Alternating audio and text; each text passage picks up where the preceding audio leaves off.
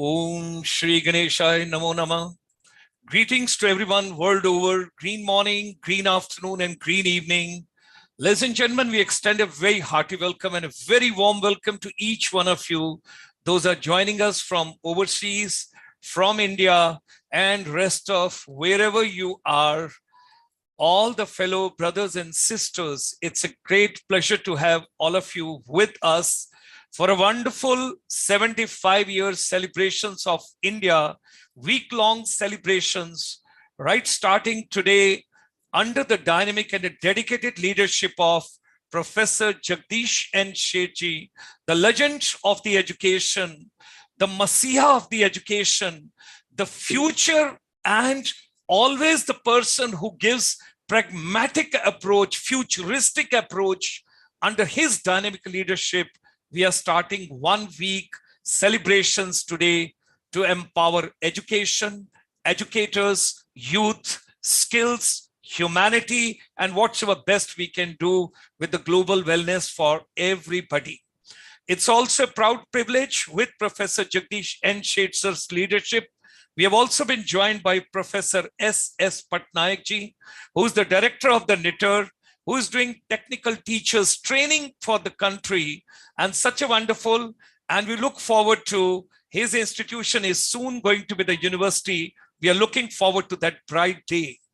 Besides that, ladies and gentlemen, we have also been joined by Madam Monica Behel, because education and skills are inseparable, and particularly in the post-pandemic period, human wellness is very important. That is your mental wellness, your physical wellness, your spiritual wellness, your environmental wellness, and of course, your financial, economic wellness. Rest of the wellness, Monica Behel will, she will take on.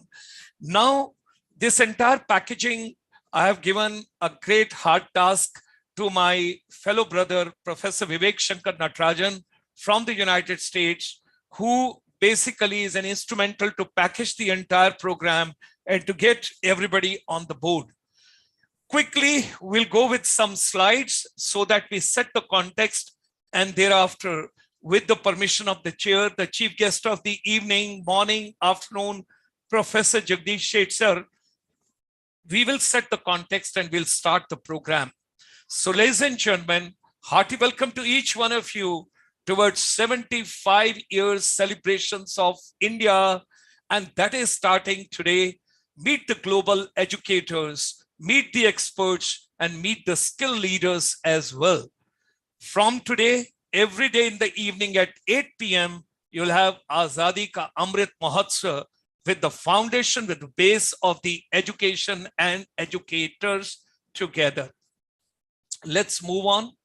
And ICSI, International Chamber for Service Industry, extends a very hearty welcome. During the pandemic, nearly 1.6 billion students from the 190 countries, they had lots of challenges. But teachers, you are nonetheless, you are great, great, great, great. We run short of the words to convey our gratitude and thanks to you. Whatever came in your hand, whether the mobile or the laptop or the desktop, or radio or television, but you try and reached each and every youth wherever it's possible, irrespective their location. Doctors are trained to save lives, and teachers have to step in to save the younger generation because they are today and they're tomorrow.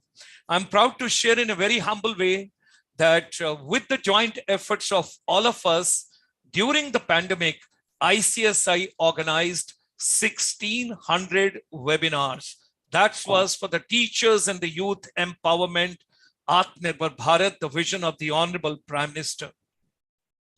We are also proud to share that way back in 1994, when ICSI came into existence, we brought India's first finishing school for service industry. There are 54 verticals onto which we are working, and having set this finishing school brick and mortar, during the pandemic, it converted into the digital arena. That is basically inspirational lab. And that's for the teachers and the youth empowerment. Wellness, I'm not touching into details, but over here in this inspirational lab, as I already mentioned, Monica Behel will take on further. Now, ladies and gentlemen, why education is not relevant to our day-to-day life? Why don't we teach nature? बच्चों को ये भी पता नहीं है कि जमीन के नीचे क्या सब्जी उगती है और जमीन के ऊपर क्या उगती है. If we have to see a better tomorrow, bright tomorrow, we got to live with nature. We got to be part of the nature. And that's why teachers, you're the gardeners. Water management, climate management, understanding the cultural diversity, immersive learning experiences. And right from the time we get up in the morning until we go to sleep, whatever happens in our life. And that's why ICSI has taken the slogan, making education relevant, preparing global teachers. Sabka Saath, Sabka Vikas, Sabka Vishwas, Sabka Prayas. And that is the Honorable Prime Minister's vision. And 29th of July 2020, new education policy being given to India. I'm not getting into the details. This program is going live on the YouTube. You can see it yourself. This is what all India gets in the new education policy as far as the school education. And this is the holistic, multidisciplinary higher education along with the digital university vision, where Professor Sheth sir has played very, very pivotal role. Then comes the union budget, 22-23, education and skills given focus. Digital part is given focus. And if you see one class, one TV channel program, 200 TV channels, every class, high quality e-contents, virtual labs, and then of course, world-class university to be allowed in the gift. And of course, AICT, 5 academic institutions on urban planning to be made centers of excellence, high quality e-contents, agriculture universities to revise their syllabi. Skilling goes hand in hand with education, and national tele mental health program. Ladies and gentlemen, wellness plays very important role, because if you think positive, talk positive, walk positive, you create less problems in society and we all live comfortably. So under the leadership of Professor Jagdish Sheth sir, we are starting the series today. And as a small, humble baby steps, we offer 15 days complimentary program from 16th of August till 31st of August. Anybody who wishes to be a teacher, you need not to go anywhere. On your WhatsApp, we will send across the material to you. Every morning when you get up, you will have the contents, you will have the material, you will have reading material, you will have viewing material, you will have participation material, and 15 days free online teacher capacity building program from the chamber we will bring in throughout India. What will education look like in 2047? Because the Honorable Prime Minister's vision is, think about when we complete 100 years and we celebrate 100 years, what is going to be the future? Become a future thinker. Our deliberations for the next 7 to 8 days is going to be on how to bring excellence in education, how to prepare global educators, and how to set the context and the roadmap for 2047, where the technology, the quality of life, social entrepreneurship, caring for the environment, and SDG 2030 all being taken into consideration. Ladies and gentlemen, world population is aging. Can we do the hand-holding through the skills educators? Focus human services exports. NRIs for Indian education and skills as part of 75-year celebrations. With the efforts and the patronage of Professor Jagdish Sheth sir, every day we will be getting one of the NRIs to be the part of this particular journey.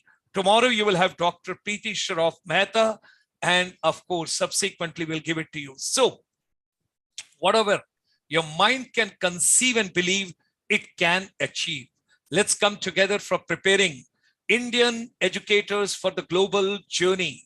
Ladies and gentlemen, Padma Bhushan Professor Jagdish N. Sheth sir, the chief guest for the inaugural session today on Monday, 8th of August. We start the journey. And of course, Professor Shyam Sundar Patnaik ji, Director Network Chandigarh, Madam Monica Behel, the CEO for the Wellness Sector Skill Council under the aegis of Ministry of Skill Development.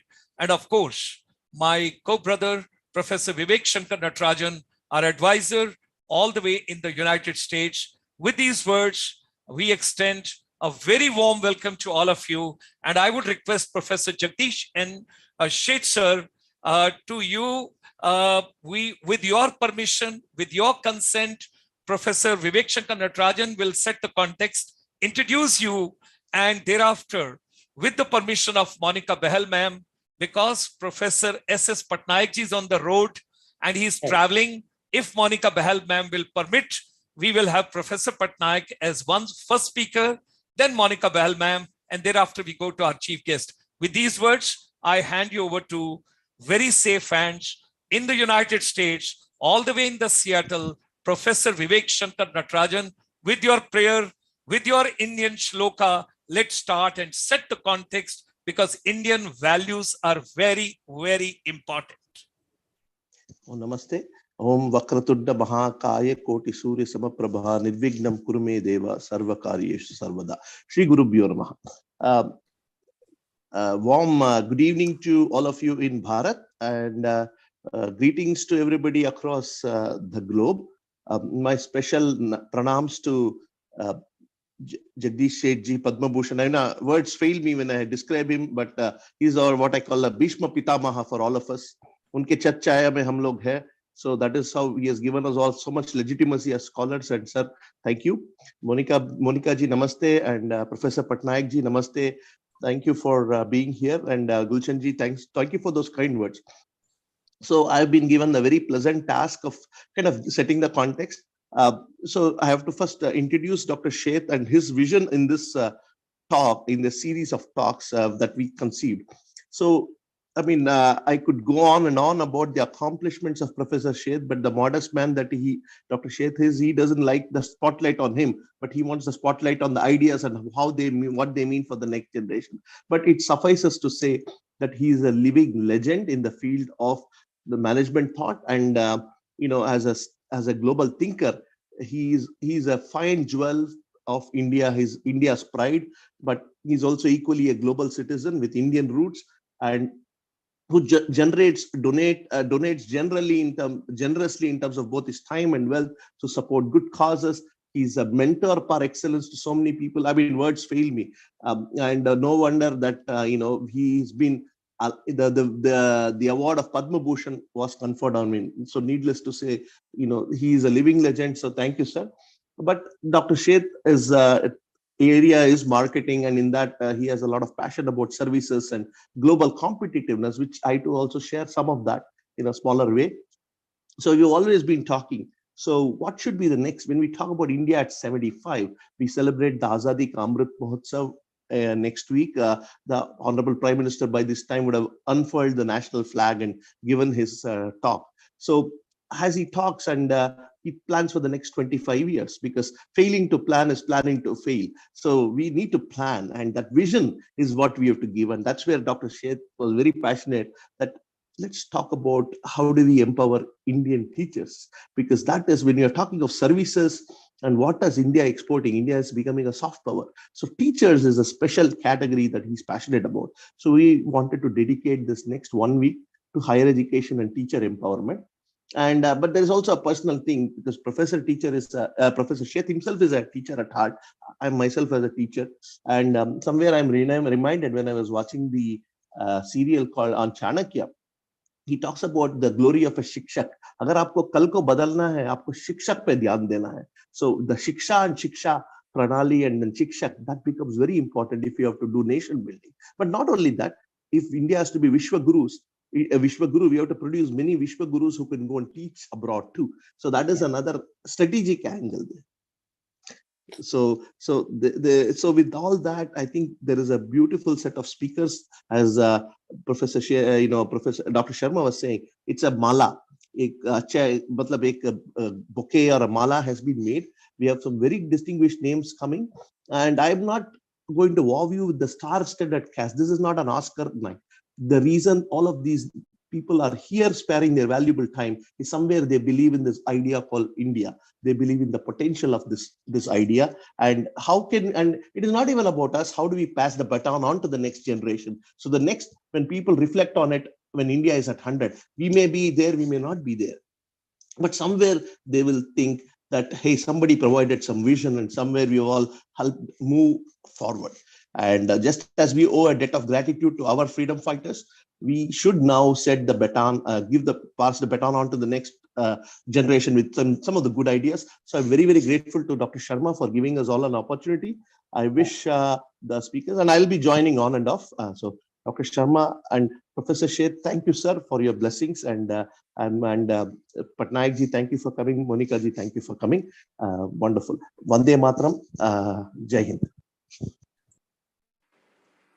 Thank you, Vivek ji. With these words, may I request Professor S.S. Patnaik, Director Network Chandigarh, to just share his vision, how basically India is moving ahead, what should we do to empower our educators, and how India can take on the role where our educators moving abroad, wherever the gaps to be filled, and world over, they're giving the fragrance and India becoming Vishwaguru once again. Professor Patnaik ji. Namaskar, and I am extremely sorry because of some emergency. I have to leave for Delhi, so I am troubling all of you speaking from the roadside.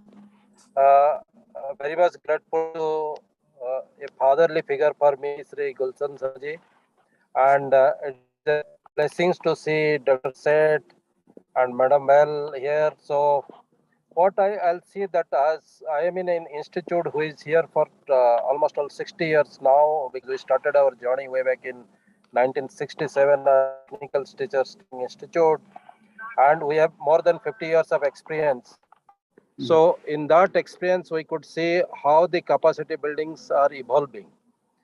So the next challenge which I see that as a teacher, what are the challenge in front of us?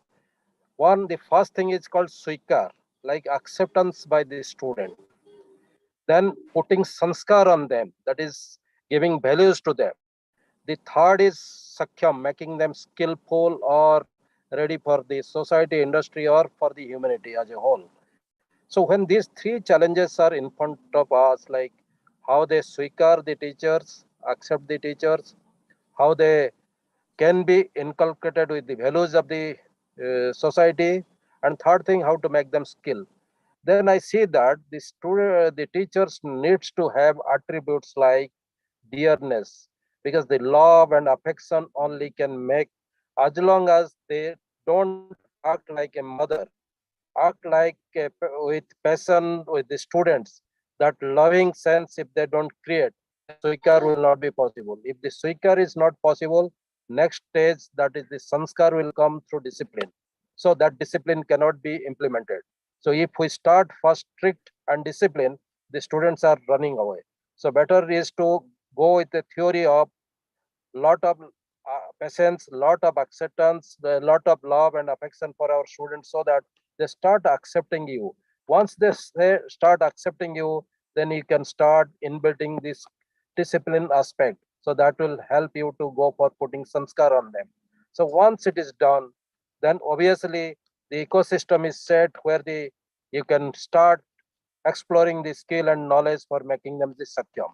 So with the metaverse world, skill is not going to be that difficult. The knowledge delivery will not be that difficult. So therefore, we have realized that in Chandigarh, way back in 2018, I started the AR/VR lab. Now aggressively, I am going to cope up with metaverse requirement. My target is that by 2025, we should be a lead institute to show the world that yes, this is a new trend of pedagogy, because one is our education, then educator, then the educational pedagogy. These three things are integrated to each other. So the educational pedagogy with the metaverse world is going to have a different type of quantum jump.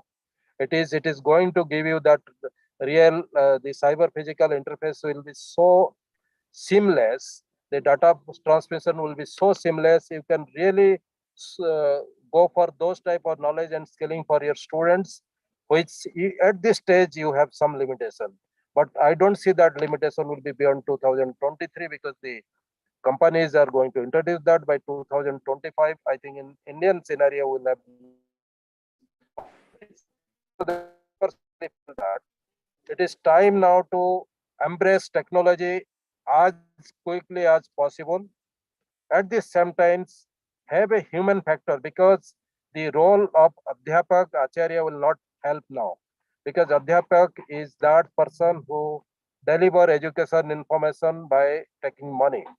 Acharya is that first acharan. It creates acharan for himself, then start giving. Again, he also a person who takes money. But Guru is something different. Guru is all having everything. So therefore, to come to the stage of Guru is a challenge in front of us as a teacher. Unless we make ourselves Guru, then the acceptance by the student, putting sanskar on them, putting skill on them or knowledge on them will be very difficult task for us. So we are at the age of transition. If we really don't transfer ourselves first, and we don't have a passion for this job, if we don't get involved like our seniors used to get involved, then the tasks will be very difficult for us. So at this stage, my submission to all my fellow teachers that capacity building is not simply gaining knowledge and information. Capacity building is also inculcating that human factors, human values, and adopting that, practicing that, and bringing that to the classroom so that the students become your follower. Let's don't push your knowledge and skill on them forcibly. Create the ecosystem that they run for that ecosystem to learn from the system itself rather than getting a forcefully approach by a teacher. Because if you see our Gurukul approach of the past, if we go to our mythology, only at the age, only the era when Dronacharya broke those particular concept. So otherwise, if you see any type of Gurukul ashram, like even Sudama and Bhagwan Krishna were in the same Gurukul place. So it is not only the king's people used to be in one place. So therefore, it is time now that this Gurukul approach of ours must come, and it is a long journey to go. It is a pilgrimage. It is not a travel. We have to really go for a Tirth Jatra for ourselves. So that Tirth Jatra as a teacher, it is required a lot of now sacrification, dedication, and involvement. And that is a different type of charm. Those teachers who are really practicing that, small in number at this stage, but they know what is the enjoyment out of that. So let's start getting that enjoyment, that blissfulness out of our profession. So with this word, thank you so much and appreciate your time. It would have been a pleasure for me to really share a lot of this innovation which you have initiated. But unfortunately, I am on a roadside. I know what I may face sometimes the problem in the data network. So hopefully the things will move in order. So in between any question comes, I'll be very happy to answer. Thank you so much. Appreciate your time. Thank you. Thank you. Thank you, Professor Patnaik Sahab. It is such a pleasure to have you always because you're a visionary. Acceptance by the student, giving sanskara, giving skills, time to embrace technology, but at the same time, as it is the age of the transition, inculcating human values. Something beautiful what you have given. Now, ladies and gentlemen, everything is fine if you're mentally fine, if you're having mental wellness, if you're having physical wellness, if you're having environmental wellness, if you're having economic wellness, and then of course, India is known for spirituality, if you have spiritual wellness. And some survey we were carrying out, and we were telling that, look, India is inviting a lot of foreign students, foreign universities to come over here under the new education policy. So what you would like to come for India? Everybody is interested. Can you teach me yoga? Can I learn meditation? Can I learn dhyana? Can I get vipassana? Something of that kind when you talk about. So spiritual journey is very important because nobody wants to fall sick. And I think we do not want to go for any surgery or a health, kind of a thing. Rather, we would like to go for wellness and our Ayurveda. That is something very important. So there comes the lady, the CEO of the Wellness Sector Skill Council, Madam Monica Behel, under the aegis of the Ministry of Skill Development and Entrepreneurship, Government of India, who is doing phenomenal work to groom children who should become yoga instructors, teachers at different levels, and they should go abroad, they should move abroad, and they should take on different assignments, besides other verticals which her Sector Skill Council has got. We extend a very warm welcome to you, ma'am, and I would request you, with the permission of the chair, that you share your vision with all of us. Thank you so much, Dr. Sharma. And it's always a pleasure to be on your platform. And specifically when it comes to Independence Day, I think there's an intermittent connection that we have with you and with ICSI, that Independence Day and Beauty and Wellness Sector Skill Council, they club together and they form a chain. With that, a very happy morning to all our viewers and to Dr. Sheth and to Professor Natarajan, and a very good evening, happy and a good evening, and a safe journey to Professor Patnaik on his way from Chandigarh to Delhi. And to all our viewers who joined in and logged in at this hour, whether they are in India, outside India, it's a pleasure to have all of you. And it's my privilege to be sharing this platform with the legend of education, Dr. Sheth, as has already been shared before me. And Dr. Sheth, it's not just a privilege, but it's a learning experience. What we've seen you, we've read about you, and to have you in person on this platform, it is a learning experience for each one of us. So thank you for being a part of this on India's journey to independence and a part of our Amrit Mahotsav, which is your Amrit Mahotsav also. With that, I'll come to the topic, Dr. Sharma. You've talked about wellness, and Professor Patnaik also mentioned a bit about wellness in his the part that he was sharing his address. I would like to say, yes, what's wellness? Wellness is not just an absence of a disease. It's a 360-degree approach. And what better time to be talking about it when we all have come out of a deadly infection, COVID, which we still are in waves. But this, at least COVID wave and the pandemic has shown each one of us the importance that we need to give to wellness. And if you are well, as Dr. Sharma mentioned, your economic wellness will come only when your physical, emotional, and spiritual wellness forms a part of it. During COVID time, if we were not well physically, we were not well spiritually, we were not well emotionally, we all had to face the consequences of it. India being the land from where Ayurveda, from where yoga started, and that's been our heritage, and we very proudly wear it on our sleeve. That's the route which everyone is looking at. And during pandemic and now post-pandemic, since India is almost out of it, some part of the world are still fighting the COVID pandemic. All the eyes are on India that we should start exporting our talent to the world, and to give them the, I would say, not just the Guru Mantra of being well, but even teach it to the coming generation. And that starts as basic as Dr. Sharma covered in his initial presentation, in knowing what we are eating, in being mindful of our environment, in following the practice of mindful eating, leading to a mindful living. So you need to be mindful for everything, what's happening around you. In spite of knowing what's happening around you, you need to be at peace and be happy. So that's the Guru Mantra that we Indians have, and we would like that to be propagated across the globe, so that not only India, which currently today our, I would say, our treasure is our younger generation. We are reaping the benefit of a demographic dividend. So it's a younger generation which needs to be well, which needs to be stable, which needs to be happy above all, whatever they're doing, whichever profession they are in, until and unless they are connected to their internal self and they have a goal in life. It will not be that we'll be producing a well nation. And if the same younger generation need to travel abroad, and that's the export that India is looking at, we need to skill them. We need to skill them with just not the education and the academic qualification. Yes, that's very, very important when we talk of our students moving across the globe to be able to deliver what they know.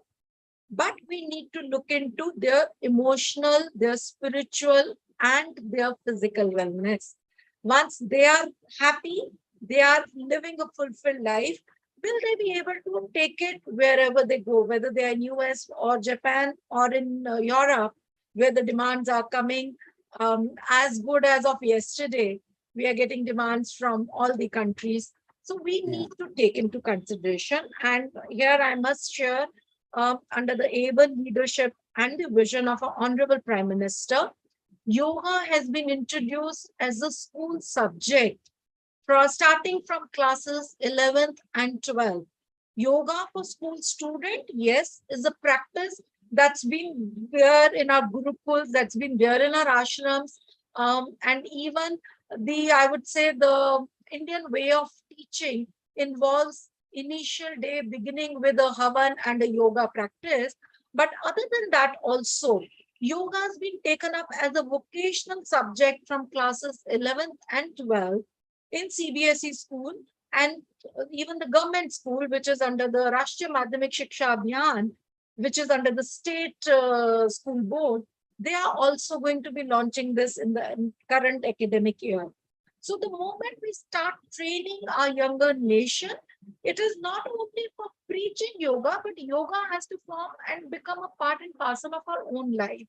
Yoga has a big component of sattvic living, of sattvic food, of Ayurveda. So yoga is a science which is, I would say, which in itself is so encompassed that it takes care of your physical wellness.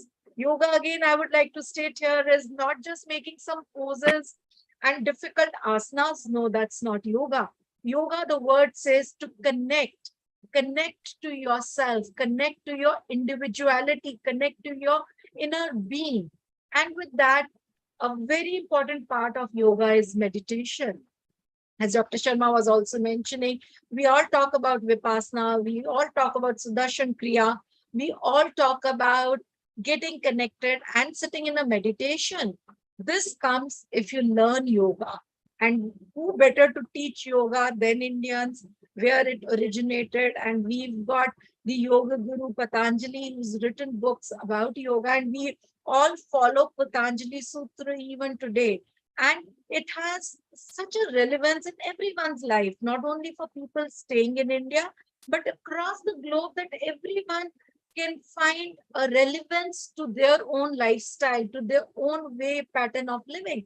The way Gita has a lesson for each one of us, every chapter of Gita, Bhagavad Gita, that is being now preached and followed across the globe. Similarly, Patanjali Sutra has that thread that connects each human being together. And again, I would like to mention here, our Honorable Prime Minister from last 7 years has been preaching yoga and has made yoga come on the global map by practicing and following the International Day of Yoga on 21st of June. UN mission has given it an approval, and today we stand in such a privileged position where the entire globe on 21st of June forgets everything else, but only and only practices yoga. And not just the globe and the people, the population of the globe follows it, but the premiers of all these nations, whether it's an Australian prime president, it's an Australian prime minister, or US president, they all sit down along with even our Honorable Prime Minister, Shri Narendra Modi ji, and practice yoga. And whenever they meet him, the punchline is that we need to learn yoga from you, Modi ji. So that's where yoga has gone today. Yoga has formed a way of living. And another thing that our Honorable Prime Minister has proudly given it to the world is the sattvic food. Every premier of the world, when they visit India, one of the meal is a sattvic bhojan that's been served to them at the Prime Minister's home. So that is where we are introducing everyone to our way of living, our culture.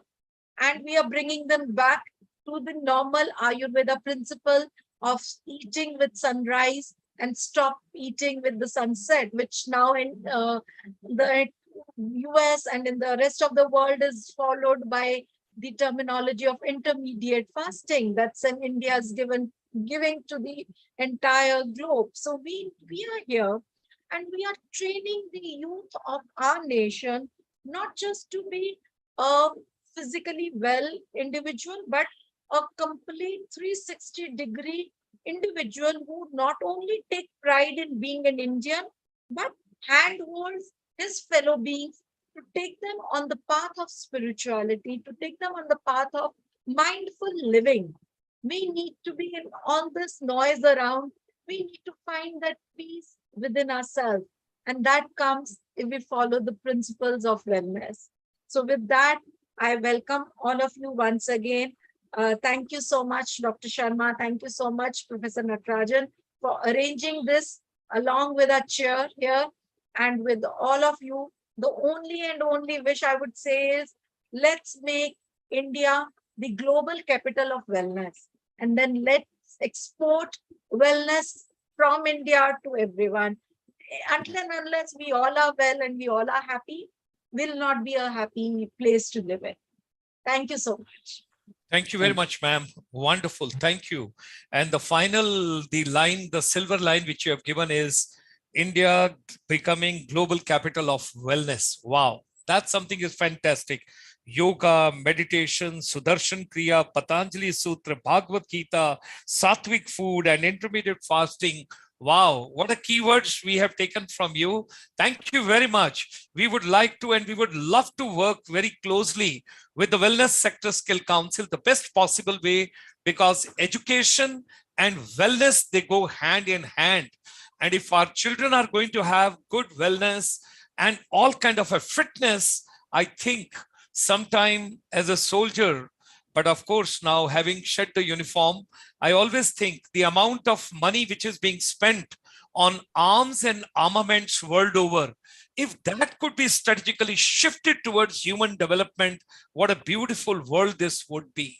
That would be something fantastic which we can work on. Monica ma'am, you always steal the show. Thank you very much. Thanks a lot. Thanks for joining us. Thank you for coming. And thanks for giving us. We would soon be joining you for a yoga special session with the Sector Skill Council. Thank you very much. Thank you. So ladies and gentlemen, with these words, we come to the star of the evening, the chief guest of the evening, and the legend of the global education ecosystem, and the person who gave lots of valuable inputs to India. And particularly when you talk about new education policy 2020, when you talk about digital university, and when you talk about all those areas, there is a lot to learn and there's a lot to pick up and a lot to share.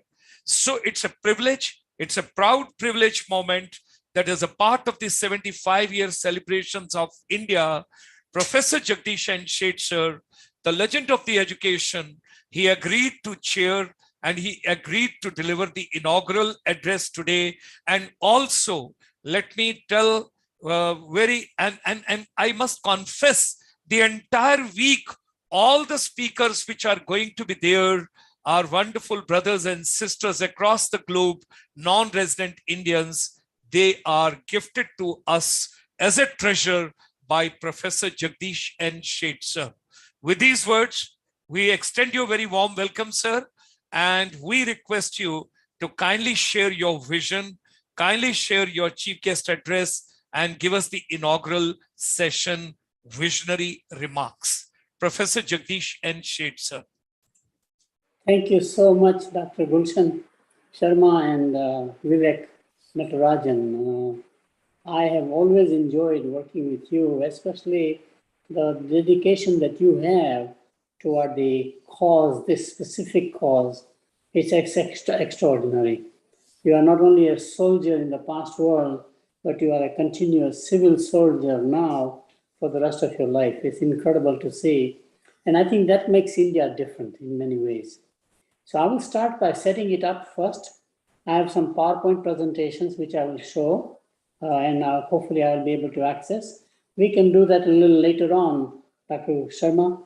I think it might be better if I just talk for a few minutes, then we can open up the PowerPoint presentation. So I will start by saying something fundamental.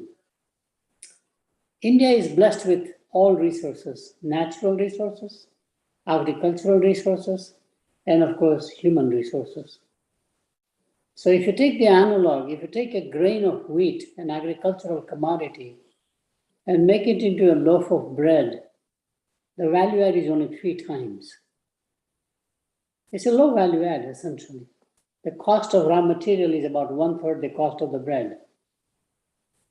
If you take a rough diamond, an industrial commodity, like a copper or iron or whatever it is, you take a rough diamond, a good diamond cutter will polish the diamond, will get the brilliance out of the diamond, and the value add is about 15 to 20 times from the rough diamond cost or value in the marketplace to the finished.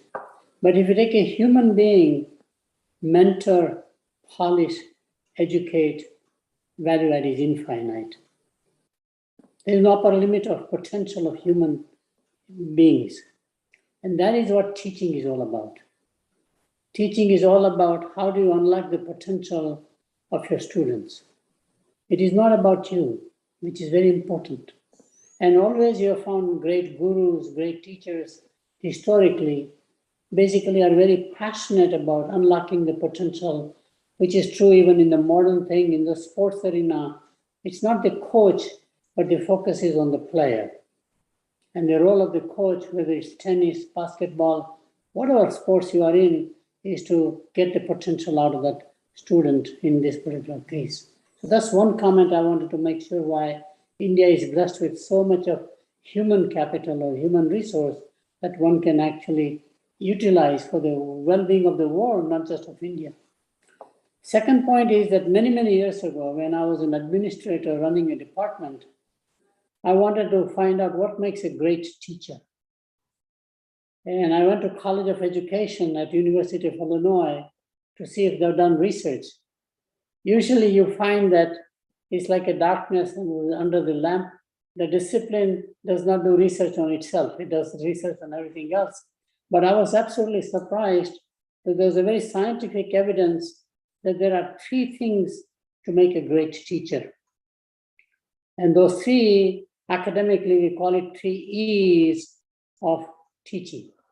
Not reading, writing, and arithmetic, but this is about, first one is expertise, competence, which is what we do. We train teachers to know the subject. They're passionate about chemistry, math, statistics, geography, ancient culture, whatever they teach. But that's not sufficient. That's just necessary condition. The second important criterion, more important than expertise, is compassion or empathy. Great teachers have great listening skills. They understand the body language of the student before student even is able to articulate himself or herself. So empathy is the second major dimension. And the most important dimension is not expertise or empathy even, but it is enthusiasm. Are you passionate about what you are doing?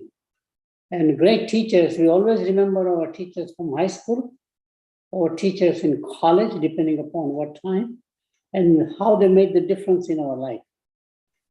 So this is the most noble profession, which is why in our ancient culture, teachers were considered next to God, above even parents. It is absolutely incredible how much we respect and worship teacher, which is one of the very key things needed in the world also. So I wanted to make those 2 comments before I get into formal presentation. India is blessed with talent. And I cry and tear when I watch Indian Idol, for example, or young children singing songs, popular songs to a level of excellence, and you can't imagine. Every country has talent. So how do you package? How do you put emphasis behind and basically market it in some ways? Although marketing is a bad word in many ways, but it's very positive force. What you need is innovation and you need marketing. We put emphasis on innovation, but not enough emphasis on marketing.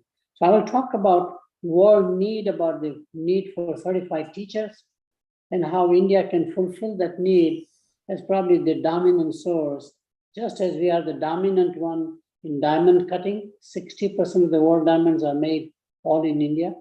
We are dominant in IT services. Out of nowhere in a quarter of a century, we create $150 billion industry, mostly export oriented. I think there's a possibility about teachers being certified for world education and being placed all over the world. The positive side about it is that there's a respect for teachers in every country. It is not a weapons-driven economy.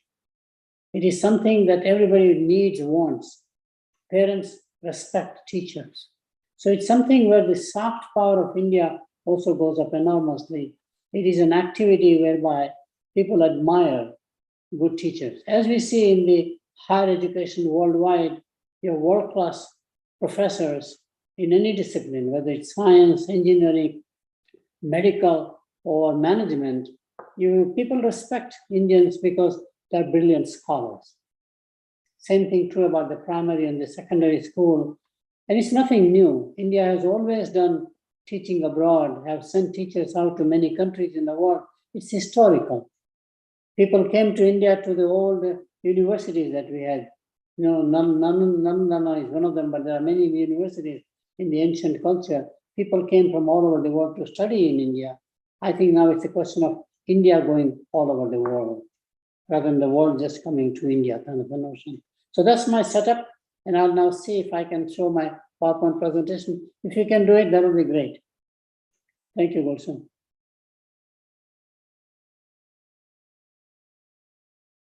Perfect. So the title I've given is "The World Needs More Certified School Teachers." And I'll show you some data and how India can become the largest sourcing destination. The last sentence is very important. So why the world needs more teachers? Let's go through the next slide. Key reason is aging of all affluent nations. Japan is a point of no return. There are fewer Japanese men next month than this month. There's nothing they can do. So teachers are retiring in a big way. And there's no replacement for teachers in their own countries. They need to import teachers as they import products, as they import IT professionals, as they import lawyers, accountants, whatever they do. So you really need that. And what is happening in Japan, which is a lead nation, pretty large nation, is happening in South Korea now. It's happening in Singapore, for that matter, small country, but happening in Western Europe. Germany right now has equal number of deaths as but zero population growth. And again, same thing is problem. As teachers retire, there's a scarcity of teachers, new generation of teachers. And it is also happening to some extent in the United States. Especially after the COVID, lots of teachers decided in their older age, it is not taking the risk with their immune system, etc., to teach. So we have had more problems with teachers retiring, especially after the COVID phenomenon, which has created a more critical shortage. On top of that, you take the United Nations Sustainability Development Goals for education to get the people out of the poverty level, for example, SDG as we call it. According to their estimate, they will need additional 30 million more teachers by year 2030. Thus, the size is mind-boggling. So this is the opportunity we have. Next page, please.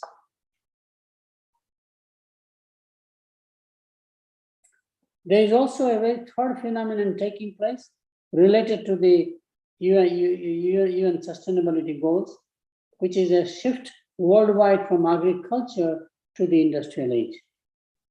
What happened in the Western world 200 years ago is happening now in many, many agricultural societies, especially in Africa. Africa is modernizing itself, getting into the industrial manufacturing age. Central America, countries like Peru, for example, El Salvador, many of these island countries, which are tourist countries, are now saying we cannot just rely on tourism, given the COVID experience. Can we diversify by investing into teaching and giving vocational technical training or higher education to our own population, which is very fascinating. And there are incredible stories about this thing. I will not go into the details. The next point is equally important. Half-life of knowledge is getting shorter and shorter. I find that fascinating. Software today is only 18 months life cycle. Half-life value of Python that we are studying right now Now remember, I'm the old person. I studied only Fortran language, and I was obsolete by the time Fortran 4 came along. I studied COBOL, the business language, essentially high complexity, but I have no idea about C++, what it means. I have no idea about Python, which all my students study right now, for example, and it is going to decline. Python will have a shorter life than Fortran in my generation, which requires constant updating of students and teachers at the same time. Next slide, please. Now, what are the India's comparative advantage? Why India? First of all, we have the scale. There is no other country except maybe China, but China will not be participating in the world population because of geopolitics. This is incredible. Our scale example is 42,000 colleges. One thing we did very well is to always believe in education. Parents believe in education. Even if you remain in the same vocation, the colonial powers believed in education. We believed in education. So we have 42,000 colleges, 1,000 universities, and 12,000 standalone institutions. This is mind-boggling. Incredible amount of generation of good teachers. We also have a scope advantage. From what Monica Bahal talked about, we know everything about wellness aspects, both mental and physical. We go back to our ancient culture and the values and everything, but we are absolutely into the most modern science. So we have the historical knowledge that can be taught. We have the contemporary knowledge, let's say mostly technology-driven knowledge right now in the STEM, but we have the future knowledge that may be totally different than what we know today, but we are prepared for that. I think this is very important that we have a scope advantage, that we can provide one-stop shop for any expertise the world needs. Of course, English language has been a very important asset for us. We naturally have a second language as English language in many parts of India, for example, or English language is the primary language in higher education in many places, which gives you worldwide mobility. Mobility now is very clearly based on that. Number 4, we have a strong surplus of school teachers already. Based on the numbers that I was given, for example, we generate 13 lakhs teachers, only 300,000 or 3 lakhs are needed in the country. About 10 lakhs, which is about 1 million teachers, are exportable.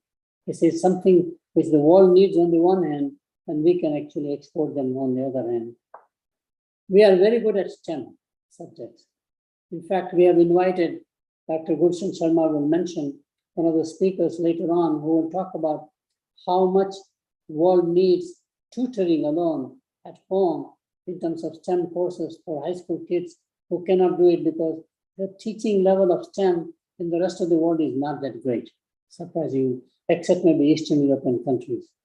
But in the rest of the world, especially in the US, etc., there's a strong belief that there's a decline. We need experts who really know math, science, etc., which is the STEM curriculum. And the last one is a very key point. And again, Monica, very, very nicely put together. Geopolitical realignment of the new world, India becoming a very strategic nation. And our Prime Minister is probably the best ambassador for the nation ever. He's very comfortable with any nation in the world, and all nation leaders are comfortable, whether it's Russian leader on the one hand, or on the other hand, UK leader, or the French leader, or the German leader, or American leaders, 3 different leaders, are all very comfortable, which is very important in trust building. It's very interesting that India's soft power is rising enormously. It was always there, but limited to the British Commonwealth countries. It is now becoming truly a worldwide. So if you need gold, where do you go? You go to where the gold mine is, which is India. And just like in less than 30 years, India developed its IT industry, IT services industry with $150 billion per year revenue. That's incredible success. And I find I'm sitting on the board of Wipro as an independent board member for 19 or 20 years. I saw how much that has changed perception of Indians worldwide. As I traveled before, people would always say, are you a diamond merchant? Today they smile and say, are you a software engineer? So image of India is changing very positively, and teacher is the most fundamental platform with which one can make India not only respected but admired worldwide, which I think is a national agenda through teaching programs, teaching expert programs, which we should do. Next slide, please. So how do you become the largest sourcing destination for certified teachers?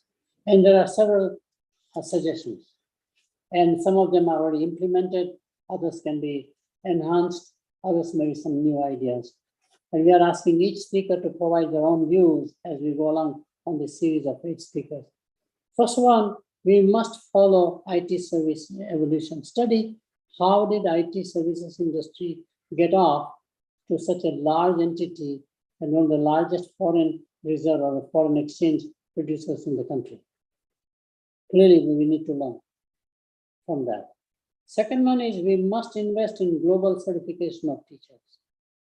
Not just the Indian certification, but they must be certified because regulation is everywhere. Every country has a regulation, either state by state or a national level regulation, sometimes a European regulation, for example, European Union or whatever it is. So regulation-wise, so we need to have certifying bodies which are respected worldwide. And some of the names, of course, that comes up are will be Educational Testing Service, which does, of course, the SAT scores, ACT scores, GMAT for management, LSAT, all these exams, but they train teachers. So ETS is a fundamental platform that's very important to understand what are the requirements, because once you certify, it's like English language, you qualify, once you certify, you are able to go to that country and the country can invite you. There, of course, you have the Pearson, surprisingly a private company. Pearson has a platform also to certify teachers, which people are respecting worldwide.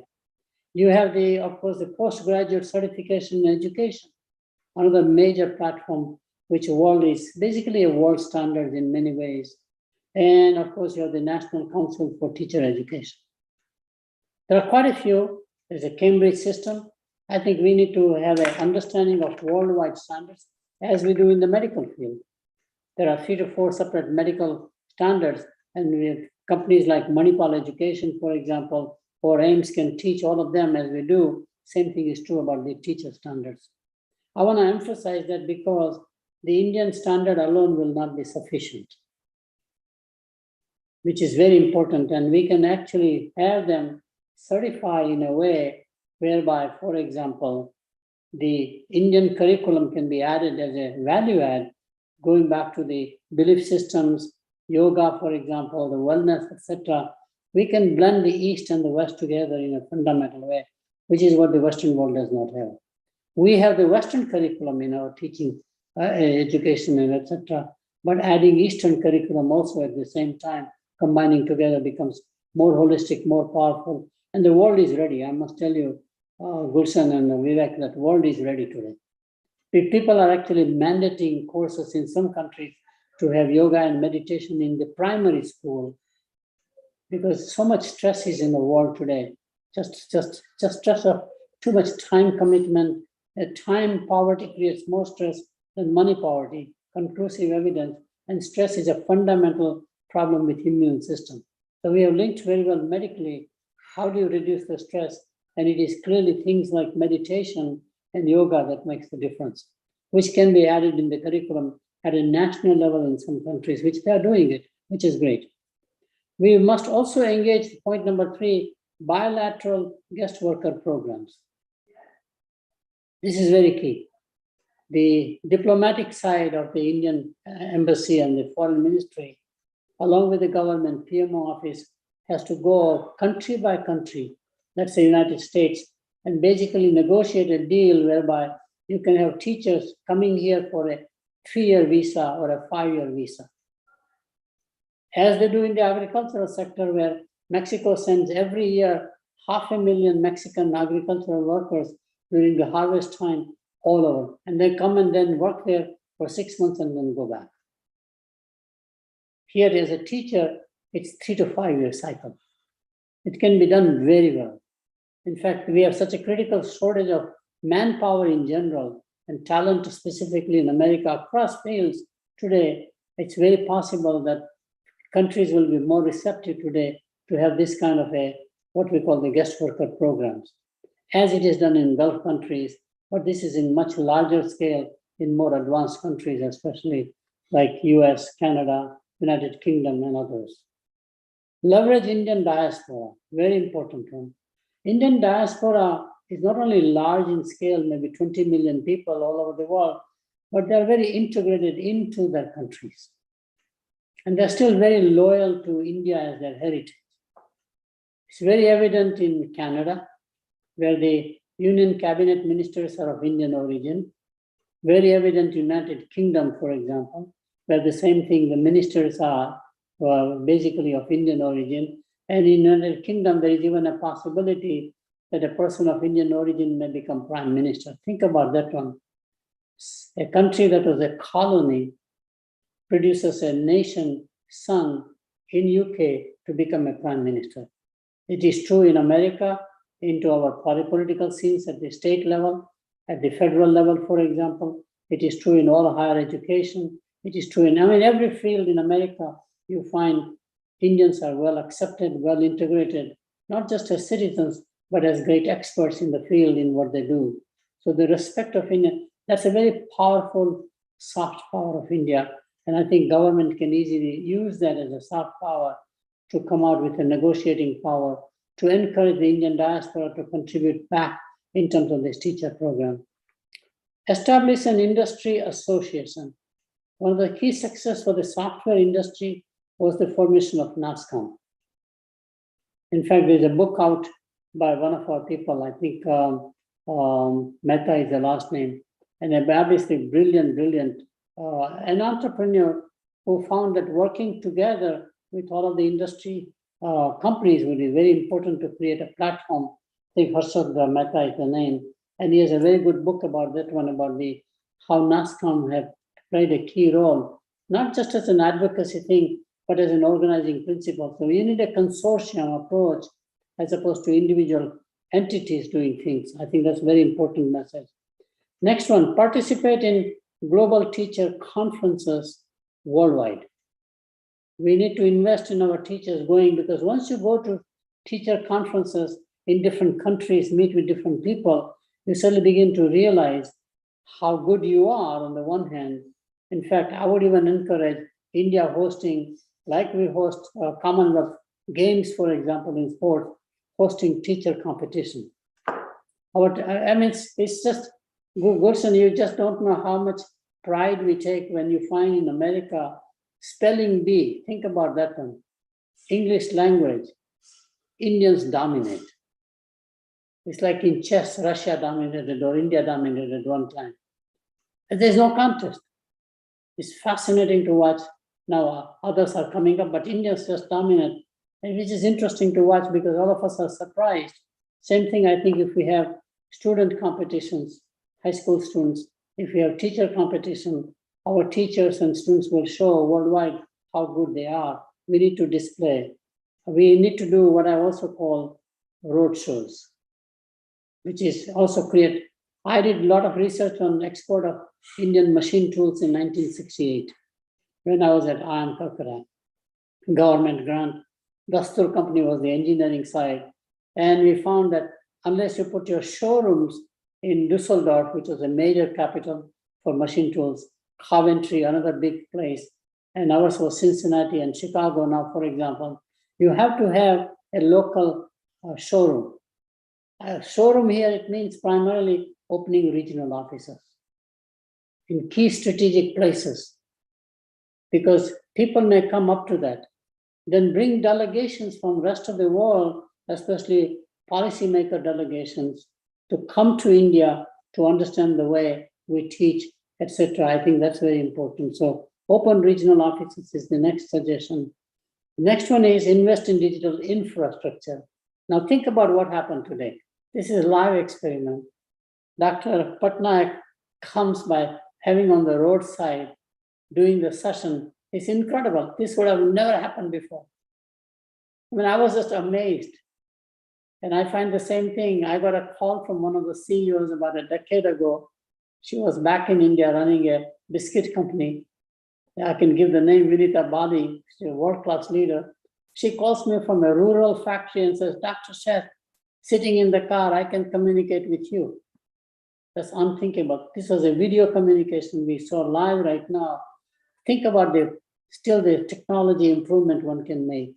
If we build a national infrastructure platform, as South Korea has done, for example, as Japan is doing it, China is doing it, I think we need to invest in IT infrastructure specifically for education, for teacher development platforms. So we can access the world and work can access from us.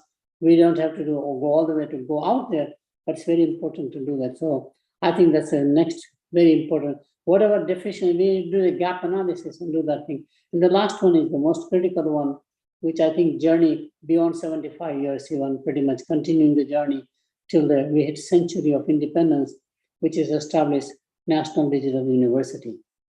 But if you establish a National Digital University, my recommendation would be make it the best in the world. No, good enough is not enough. It can be done. If we can do Aadhaar platform, which is a world class, no nation can come anywhere near what we have done in terms of biometric exam to the size and the scale of 1.2, 1.3 billion. Whatever reason we did it, but there's nothing like that. It is far superior to the social security system that we have, which is very vulnerable in America, for example, because they all suffer from legacy systems. So this is where leapfrogging concept will be very important. And we have a speaker lined up, Vijay Mahajan, will talk about leapfrogging, which is very important. So this will be something, this is the next generation of technology that is as important as content. It's not just the content and the curriculum, but the platform and the technology, which only the government can invest, that kind of money. So it's very important that we invest. We are digitizing everything, and I think Dr. Patnaik mentioned that already, that digital side is very important, pretty much. It is in their agenda in the education. So we will talk about point number 9 when I come back again on the 15th as a concluding session primarily to talk about the future journey. But I think immediately my view is that like from 2023, many of these could be executed through the PMO office, through the Ministry of Education, which now has the autonomy to do many of these things with the new education policy of 2020. I will stop here. Let's take the last, I'm sorry, there's a point there I forgot to mention.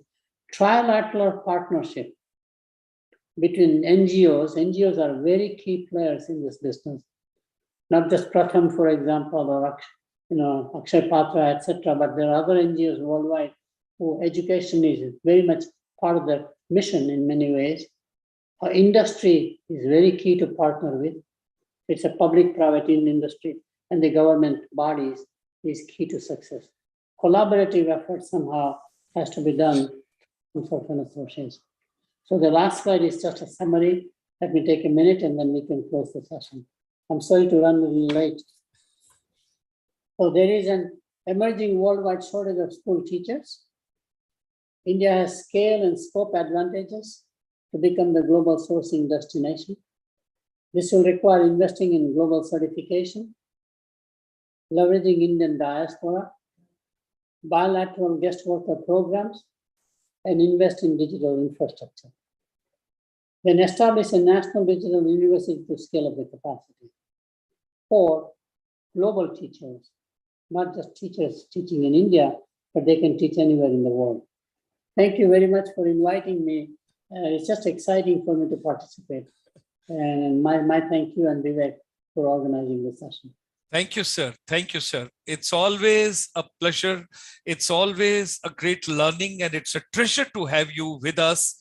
And today you have set the ball rolling, and it's a week-long festival, and the festivities of the education, what we are starting today.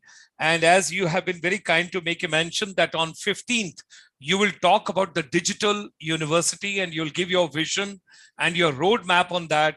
Along with that, you have given another very important point. I would make a humble request to you, hosting teachers competition. That is something which you have given on the Commonwealth lines.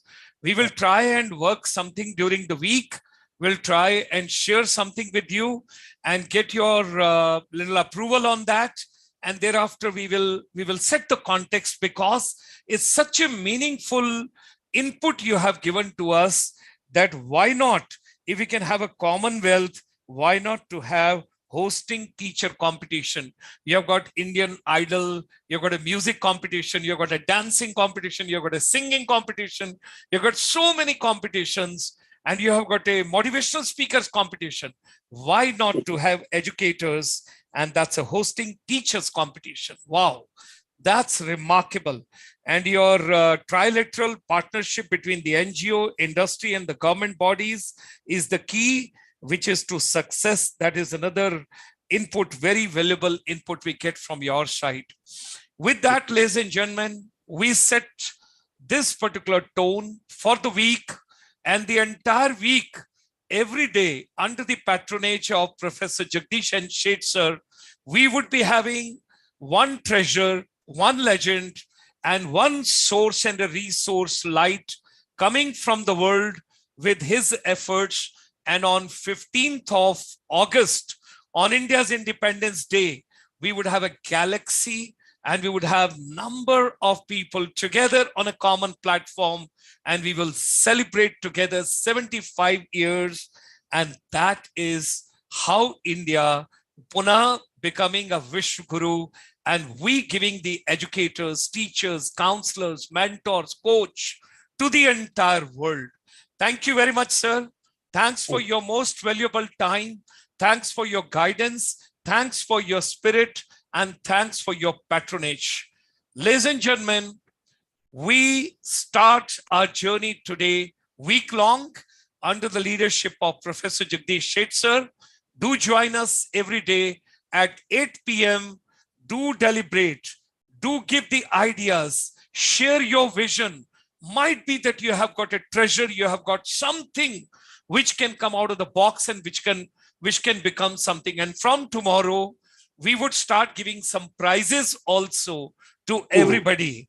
But today, one of the lady that has posted about 41 times, 832 people have joined this particular program today.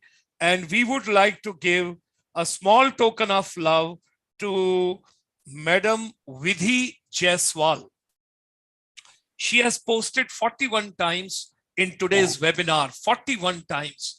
And every time she had been commenting, she had been liking for every speaker. So from our chamber side, we would send her a token of love. Ma'am, kindly do share your address with us, and you will have a gift of hamper from our side today on the first day when we are starting this particular program. From tomorrow, every day, you will have lots of gifts. So with these words, green morning, green afternoon, and green evening, with a vision for a bright tomorrow and a beautiful tomorrow. Sun will rise again. India Pune will become Vishwa Guru, and all of us, we are rolling.